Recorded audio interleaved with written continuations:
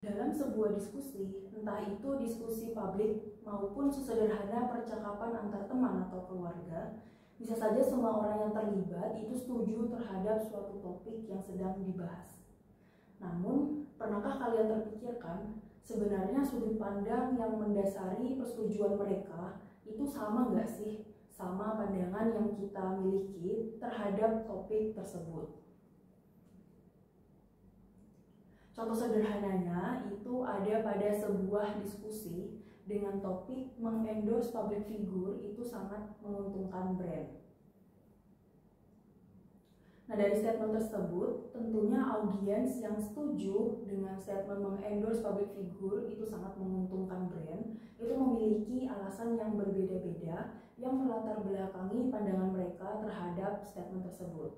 Misalnya pada audiens yang pertama, itu bisa saja merasa setuju karena dia itu memiliki pengalaman dengan mengendorse public figure itu dapat meningkatkan kepercayaan konsumen karena public figure yang dia endorse itu memiliki kredibilitas dan kepercayaan dari para pengikutnya, sehingga ketika merekomendasikan sebuah produk, penggemarnya itu cenderung lebih percaya dan tertarik untuk mencoba produk yang sedang diiklankan.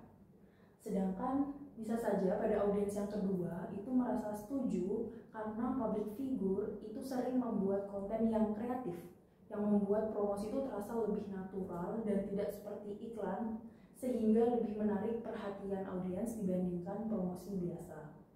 Nah, bisa saja juga audiens yang ketiga itu merasa setuju dengan statement tersebut dengan alasan bahwa mengendorse mereka itu otomatis menjangkau ribuan bahkan jutaan orang yang memperbesar potensi penjualan produk yang mereka miliki.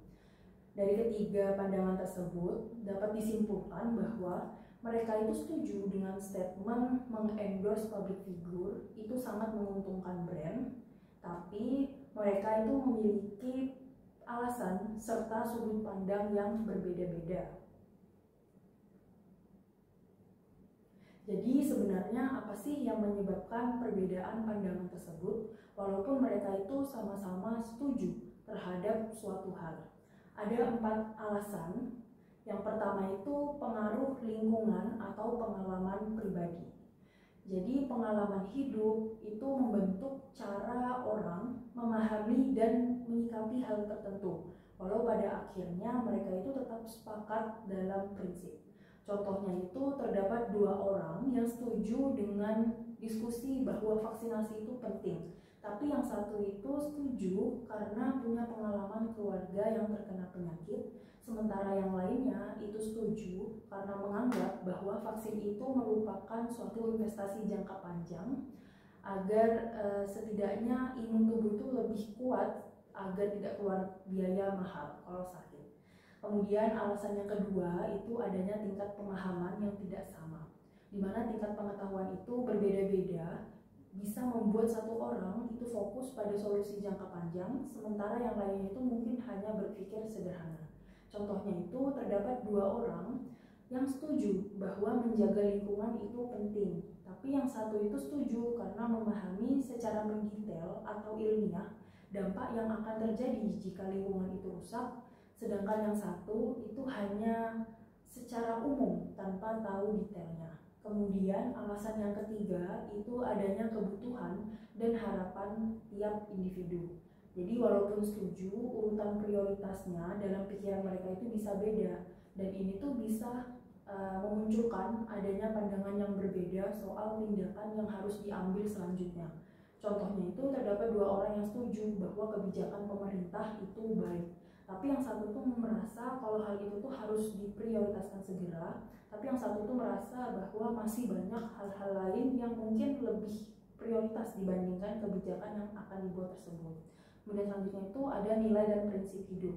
Jadi walaupun hasil akhirnya sama, yaitu setuju, prinsip hidup atau dasar pemikirannya itu bisa berbeda. Ini tuh bisa mempengaruhi cara mereka melihat solusi atau langkah-langkah yang harus diambil. Contohnya itu 2 orang itu sama-sama setuju bahwa pendidikan itu penting, tapi satu orang itu setuju karena ingin menciptakan generasi cerdas, sementara yang lain itu memiliki alasan karena ingin mengurangi kemiskinan. dari penjelasan mengenai penyebab terjadinya perbedaan pandangan dalam persetujuan tersebut, selanjutnya kita tuh akan mengetahui sebenarnya apa sih keuntungan yang didapatkan dari banyaknya pandangan yang berbeda di balik sebuah persetujuan itu. Ada 4 alasan. Yang pertama itu menambah perspektif dalam pengambilan keputusan. Jadi ketika beberapa orang itu setuju terhadap suatu keputusan, tetapi dari sudut pandang yang berbeda, hal itu tuh dapat membuka wawasan baru bagi semua pihak yang terlibat. Jadi setiap individu itu membawa latar belakang dan cara berpikirnya sendiri yang membuat keputusan itu menjadi lebih matang dan bijaksana. Misalnya dalam sebuah rapat tim kerja, itu semua anggota itu setuju untuk memperpanjang jam operasional toko. Dalam sisi manajer, dia itu melihatnya sebagai peluang meningkatkan profit. Sedangkan dari sisi lapangan, staf lapangan itu menilai bahwa bermanfaat untuk memenuhi kebutuhan pelanggan. Nah, dari sinilah pemilik usaha tersebut itu bisa mempertimbangkan cara meningkatkan layanan sekaligus memperhatikan kesejahteraan karyawannya. Kemudian alasan yang kedua itu menumbuhkan toleransi dan empati dalam komunikasi. Jadi melihat bahwa orang itu bisa setuju namun tetap punya pandangan yang berbeda, itu mengajarkan kita untuk tidak menghakimi cara berpikir orang lain. Nah, ini tuh bakal membentuk sikap saling memahami, menghargai, dan memperkuat empati antar individu. Kemudian yang dampak selanjutnya itu adanya memberi alasan yang lebih komprehensif untuk suatu keputusan. Jadi keputusan yang diambil dengan dukungan berbagai alasan dari sudut pandang yang berbeda-beda itu dapat meningkatkan kualitas argumen dan membuat keputusan tersebut itu lebih mudah diterima oleh orang lain. Jadi contohnya itu dalam perumusan kebijakan pelestarian hutan, pihak ilmuwan itu setuju karena alasan ekologi, sedangkan pihak ekonom itu setuju karena adanya potensi pariwisata yang dapat dikembangkan, sedangkan masyarakat adat yang berhubungan langsung itu setuju karena dapat menjaga warisan leluhur. Nah, gabungan dari ketiga alasan ini tuh dapat membuat kebijakan yang akan dibuat lebih kokoh dan tidak mudah ditentang. Dampak selanjutnya itu adalah memperkaya diskusi meskipun hasil akhirnya sama. Jadi misalnya dalam suatu forum kampus itu semua mahasiswa setuju bahwa kampus itu perlu ruang hijau lebih banyak. Tapi diskusinya tuh menjadi kaya karena ada yang fokus pada aspek psikologis mahasiswa, ada juga yang menekankan pentingnya untuk lingkungan, dan ada juga yang melihatnya dari sudut pandang arsitektur kampus.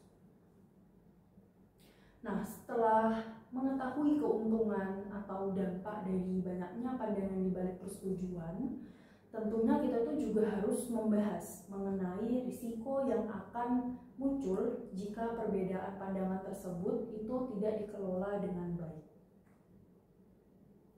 Ada 3 risiko yang mungkin. Yang pertama itu ada salah paham tentang maksud yang disampaikan satu sama lain. Jadi meskipun sepakat dalam hal pokok, perbedaan cara berpikir itu bisa membuat orang tuh salah menafsirkan niat atau sudut pandang yang ingin disampaikan. Ya, ini tuh bisa memicu kesalahpahaman atau bahkan ketegangan dalam diskusi yang akan dilanjutkan. Kemudian itu ada dampak konflik lanjutan saat membahas rincian implementasi. Nah, contohnya itu sebuah komunitas sepakat untuk mengadakan acara bantuan sosial. Namun saat merencanakan detailnya, satu kelompok tuh ingin fokus ke pembagian makanan, sedangkan kelompok yang lainnya tuh ingin lebih banyak kegiatan yang bersifat edukatif. Perdebatan soal teknis ini tuh bisa memicu perpecahan jika tidak dikompromikan. Kemudian dampak risiko selanjutnya itu adalah merasa dipaksakan padahal sama-sama setuju. Misalnya dalam rapat kerja, semua pegawai itu setuju dengan program kerja baru. Tapi saat dijalankan itu hanya satu pendekatan yang dipakai, yaitu berdasarkan sudut pandang dari manajer saja. Nah, pegawai lain itu dapat merasa tidak didengar sehingga muncul rasa enggan dan tidak semangat menjalankan program tersebut. Bagaimana sih cara menyikapi risiko-risiko atau perbedaan pandangan yang ada? Yang pertama itu dengan gali alasan di balik persetujuan, bukan hanya ya atau tidak. Nah, jadi itu kita harus mencari tahu mengapa seseorang tuh mengambil posisi tersebut. Bisa jadi alasan mereka memberikan perspektif baru yang bermanfaat atau mengungkapkan kekhawatiran yang bisa dibahas bersama. Selanjutnya itu cara menyikapinya itu dengan memberikan ruang untuk menjelaskan perspektif pribadi. Jadi setiap orang itu kan punya latar belakang, pengalaman, dan cara pandang yang berbeda-beda. Nah, dengan memberi ruang untuk menjelaskan, kita itu dapat menciptakan suasana diskusi yang lebih inklusif dan saling memahami, bukan sekedar adu argumen. Kemudian cara menyikapinya yang ketiga itu mencari titik temu dari berbagai sudut pandang. Fokus pada kesamaan itu bukan hanya perbedaan. Jadi meskipun pendapat awalnya itu bisa berbeda, mungkin ada nilai atau tujuan bersama yang bisa dijadikan dasar kesepakatan. Ini tuh dapat membantu membangun solusi yang bisa diterima oleh semua pihak yang terlibat. Dan yang terakhir itu dengan menghormati perbedaan meski hasil akhirnya itu sama. Jadi walaupun pada akhirnya semua setuju pada satu keputusan, penting untuk tetap menghormati perbedaan pendapat yang muncul dalam prosesnya. Nah, sikap ini tuh dapat menjaga kepercayaan dan menghargai kontribusi dari setiap orang yang ada dalam diskusi tersebut. Nah, oleh karena itu penting untuk disadari bahwa sebuah persetujuan atau kesepakatan itu bukan berarti semua pihak itu harus memiliki pemikiran yang sama. Justru memahami alasan atau mengapa dibalik sebuah persetujuan menjadi kunci utama dalam membangun kerjasama yang berkelanjutan. Dalam proses ini, keberagaman cara berpikir itu seharusnya dihargai sebagai kekuatan yang memperkaya perspektif, bukan dianggap sebagai hambatan.